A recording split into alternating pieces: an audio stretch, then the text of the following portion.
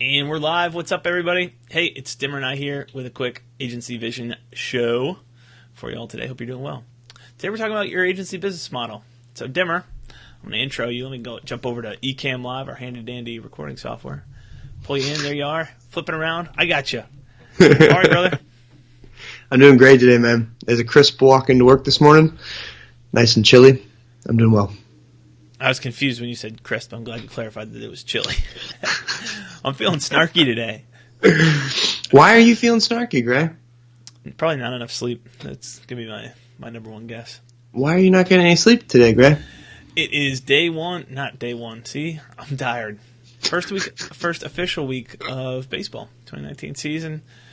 Hickory High School, Hermitage, Pennsylvania. You guys can all come out and support. I expect to see you at our games this year. Make sure you bring a check for the Booster Club. A large one, preferably. If you leave You're it welcome. blank, don't worry, I'll do you a favor. I'll take care of it. It's been a great first year's head coach, and it's been a lot of fun. Also, a decent amount of work. All good. Well, I'll tell you what. If you want to know how to get less sleep,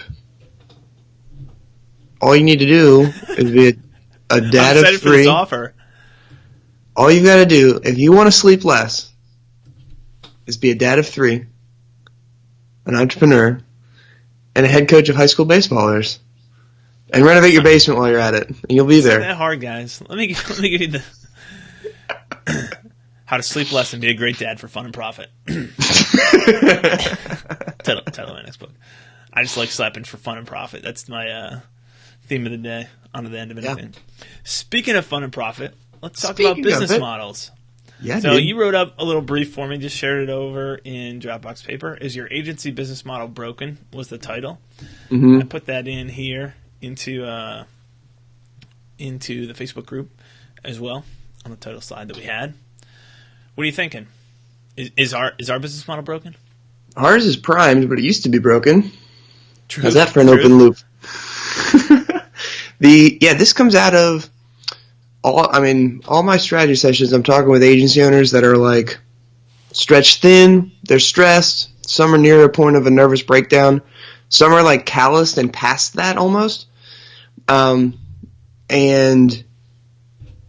it's being in this spot is like we all moved into the agency space, whether you left corporate and you came to the agency world or you used to be a freelancer and you just upgraded the scope of your services and you needed help to do that. Like, we started this thing to achieve some level of freedom, whether that was freedom over time or freedom over role or freedom financially. Like, it was the desire for freedom that brought us here. And the agency business model is very attractive because there's a very low barrier to entry to get in here. Like, that's how you and I started our agency Guava Box in our dorm room as two college seniors who didn't know very much at all. So it's a low barrier to entry to get in. But once you get in and you get running, you start servicing clients, it's pretty easy for things to get out of control. And so you can get to a point where you only have 5 clients on your load and you're swamped, like you're overwhelmed, you're stressed, you're up at night, you can't sleep, you've got like heartburn and there's no time to take a vacation. Anytime you do go away is a working vacation. I've got my laptop by the pool, I'm on my phone at the beach. And so just this idea of like, why is this so complicated? Why is it a space where it's good people driven to this spot who want a certain outcome, and why is it that so many struggle to achieve that? And we struggled to get there for years. And the root of it all is the business model. What is the sequence that you're using to get paid? What are the services you're providing to get paid?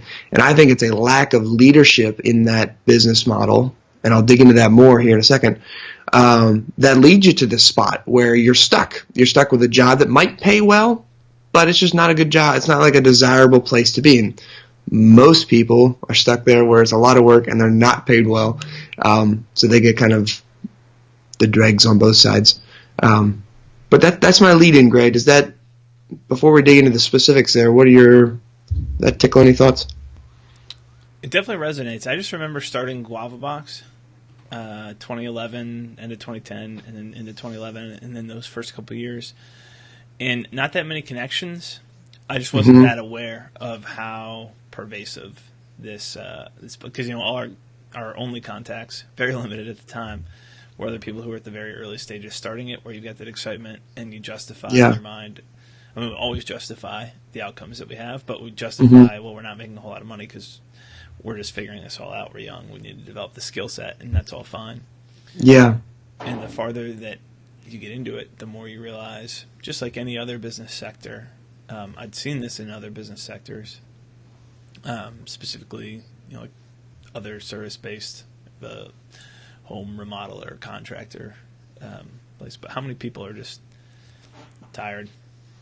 Yeah. How I'm feeling today, but it's a pervasive state of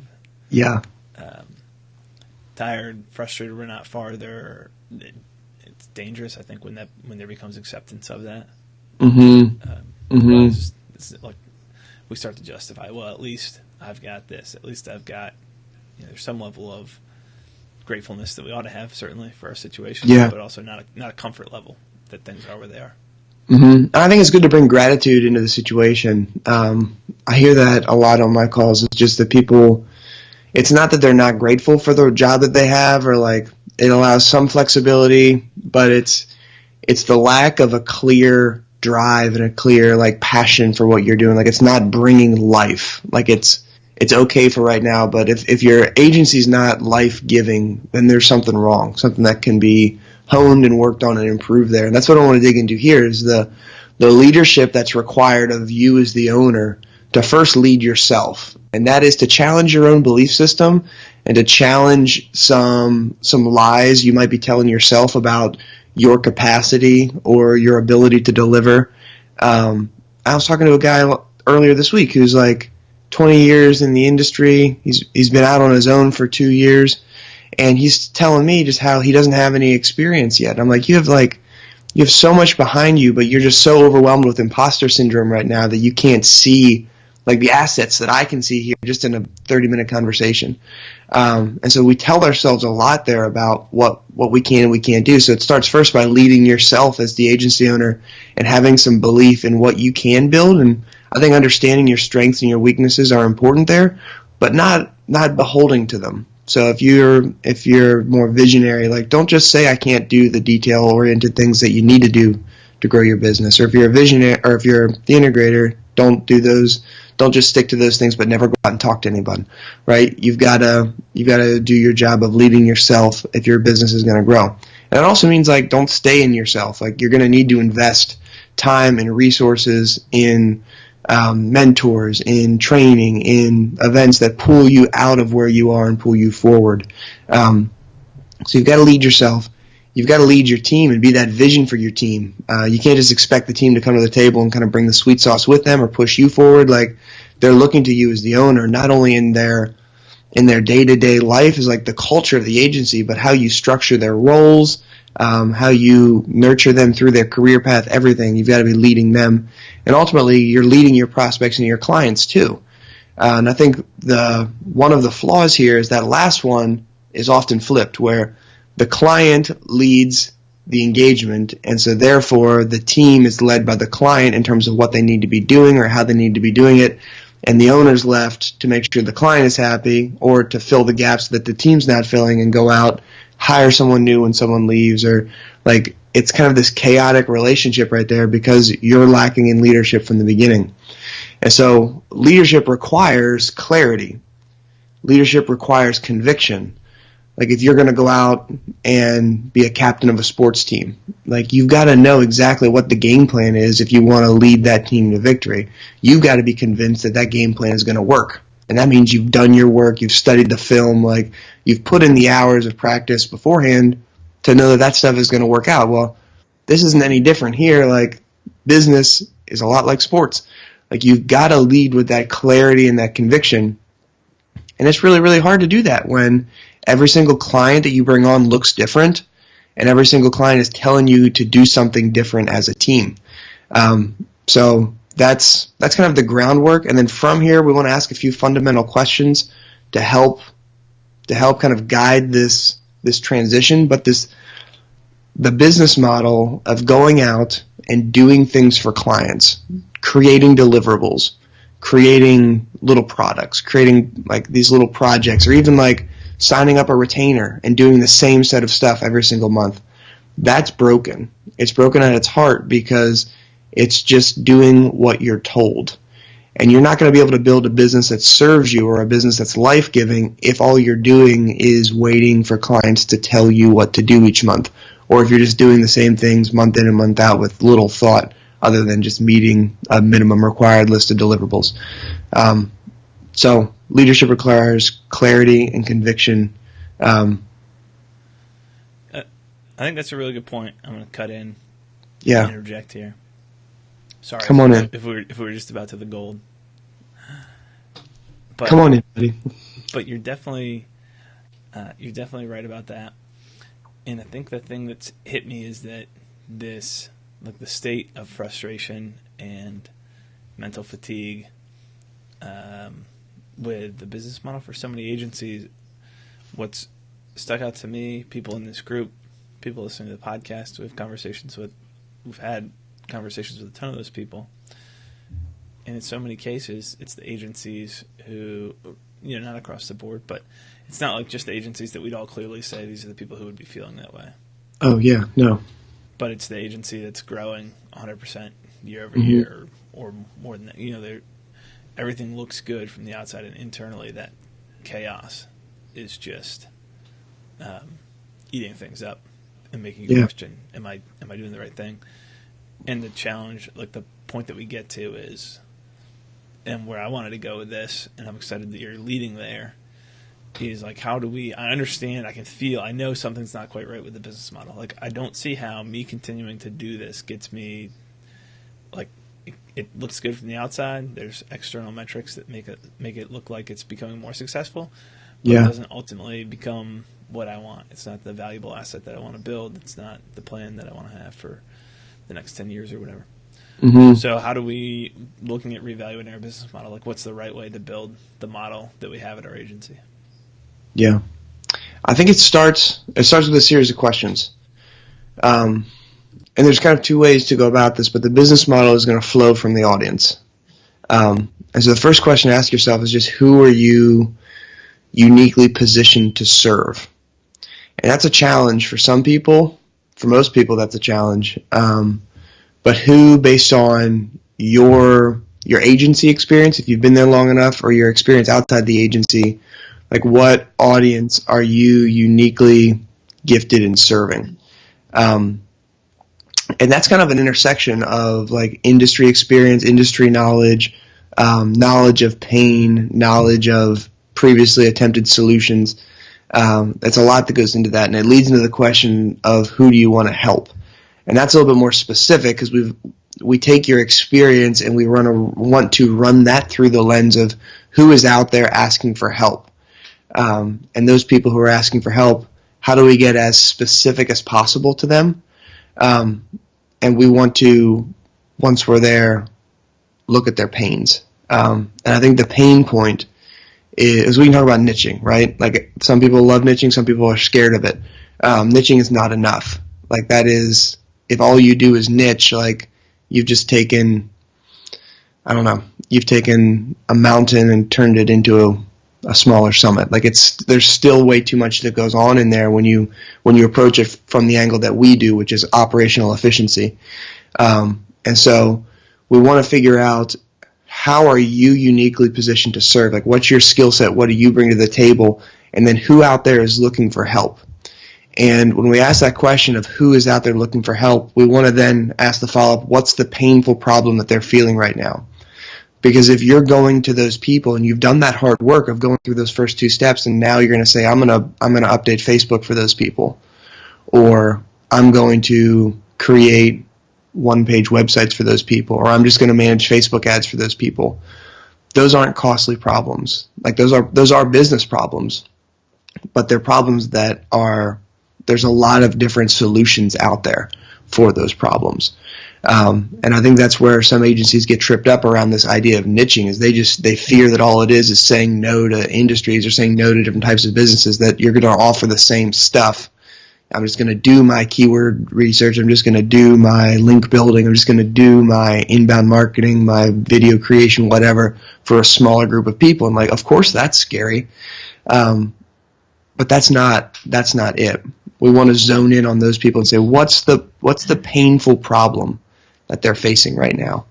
The analogy that we use all the time is like the general surgeon versus the cardiac surgeon. Like the general practice, family practice doctor, like sees dozens and dozens and dozens of patients a day. They're all paying, maybe a few $100s if they're lucky to get that diagnosis shared with them.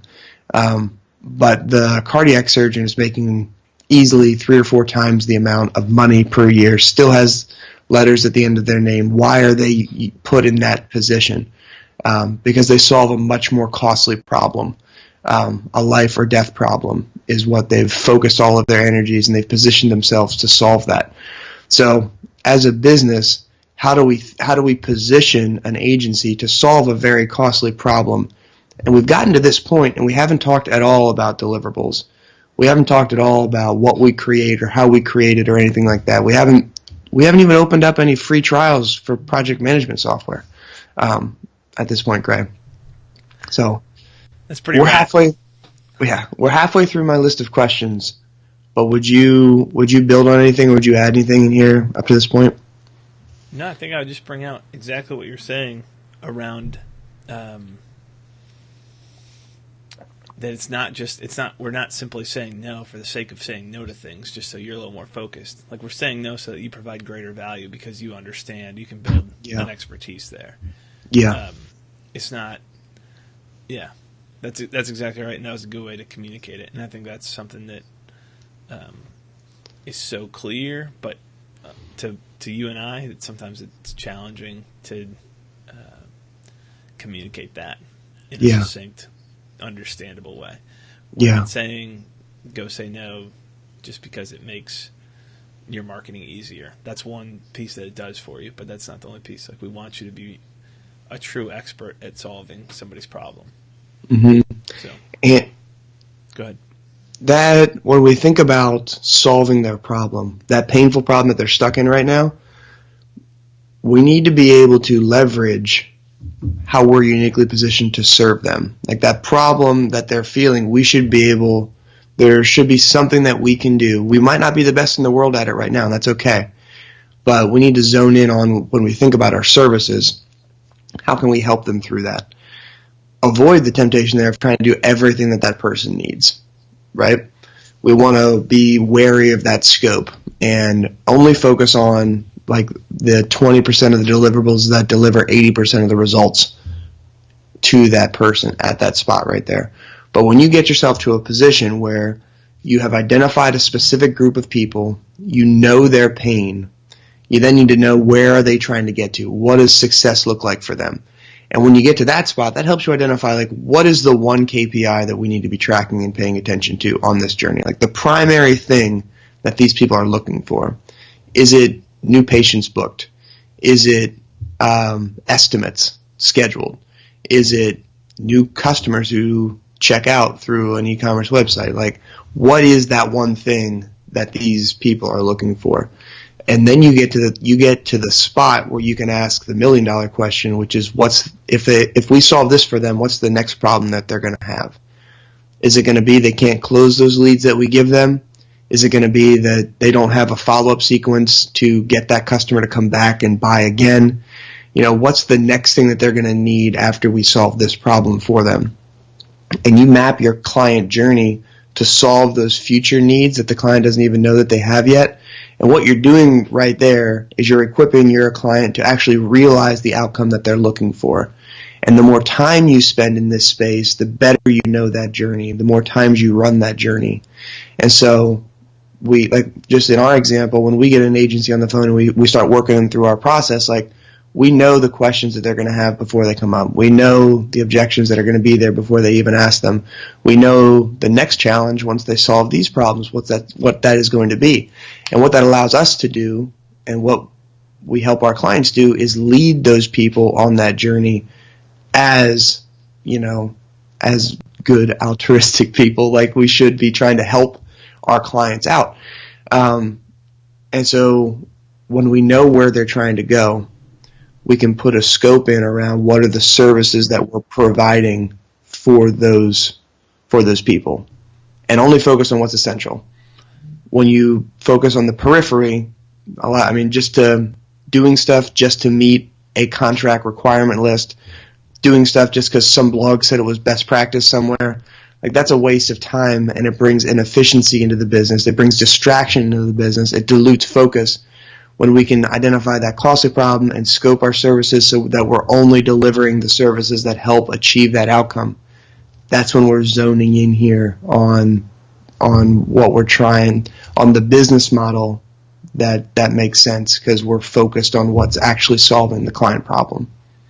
Yep. You're right. This is kind of tangentially related, but like fear is the big thing that holds us back here. We talked a couple weeks ago about built to sell and the idea of hiring a product salesperson instead of a service salesperson, and the different mindsets that come up. But I think that's the fear is like there's this huge fear because an undifferentiated agency is so easily replaceable, and the sale is so fragile. There's a fear to create friction or to create obstacles to push your customer to have to jump over. And you already feel like you've done enough because you posted your pricing on your website, and they wouldn't be talking to you if they weren't comfortable with $3,000 a month. So you feel like, how much more can I push these people? And the problem is we need to get comfortable with that, and we need to adjust it. We need to be in demand because we are experts, and be differentiated. It all is in concert and works together. But what we need to get comfortable doing is saying, what's the end goal that you want? I'm the person who can get you there. I know that you came to us wanting social media scheduling and content marketing and inbound marketing and SEO and all these different pieces, but don't stress about that stuff. Like, I'm going to take care of this. Here's a tactic that we use to get you there, and we're going to implement that in a way that gets you to your goal. And it's not said that aggressive, like you're leading them through that process, understanding and hearing them, but stepping into the expert's role that you ought to be in when you're in a place of expertise, and take them from, just like this happens all the time, and it's so easy for me in this natural context of coaching, because we have to bring everything back to baseball. In the natural context of coaching, I am older, I'm more experienced, and so I've got it's a natural fit where I'm the expert and I'd be the person who can help guide them. But it happens nonstop, where a kid comes in and says, like, I want to work on, if it's offensively, I want to work on my swing, or if it's pitching, I want to throw off the mound. And our job, or like this happens all the time with our pitchers because they're a curious bunch. Pitchers are just strange in general. It's like, I want to learn how to throw a splitter. I want to learn how to throw a slider. It's like, well, first we got to go back and master these pitches. But it's that conversation, which is totally natural there, to say, well, what are you trying to accomplish here? What are we doing? Like, maybe what we need to do, so much of this game is mental. Like, let's work on your mindset. And what are you thinking about when you step into the box? Like, what are you anticipating happening here? Are you guessing and trying to sit on pitches? Like, whatever you're trying to do. But my job there, and our whole coaching staff, our job is to break down what's the end goal that you're trying to have, that you're trying to achieve, and then how do we shorten the path to get you there, and build the right habits to get you there. But it's not just because you think that a longer stride is going to help you hit with more power, automatically we work on putting in a longer stride for you. It's our job to be an expert, and we need to adopt the same thing and not let fear hold us back that our prospect is going to leave the team or quit on us and be done. Right. Yeah. So, but you're exactly, everything revolves around this, like what are the pains, where are they trying to go, what's the roadmap between where they are and where they're going. And I think a lot of this is an identity change for a lot of agencies. Like when you first talk to them, like we've got a client, every client is in this spot, every customer goes through this, but they come in as an email marketing agency, but they exit as something completely different. You come in as an inbound marketing agency, but you come out as something completely different.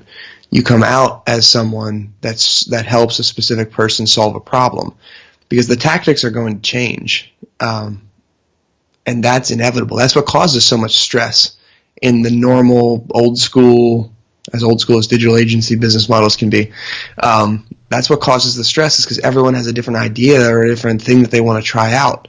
And so you've splintered your focus. But once you shift like this and you say, I help this one group of people solve this problem, now all of your resources are focused on creating this proven process that solves this costly problem. And you actually get the capacity to make tweaks and adjustments and try things out. It's amazing. Let me jump in here real quickly. We all look at the past and we laugh at all these flash site agencies of the early 2000s. Yeah. That is like 4 hours ago. That's not that far away. Mm-hmm. Laugh at everyone in the past and the services that they provided, and we have no problem laughing at them out of one side of our mouth, and then on the other side saying we're an inbound marketing agency. Mm-hmm. It's like, you don't understand. I know you think that it feels like this is going to be around forever, but technology is going to change. The words are going to change. Solve a problem. Yep. That's going to be there. No, you nailed it, dude. That's a good spot to wrap, because we want to get clarity on exactly who we're helping and exactly what problem needs solved.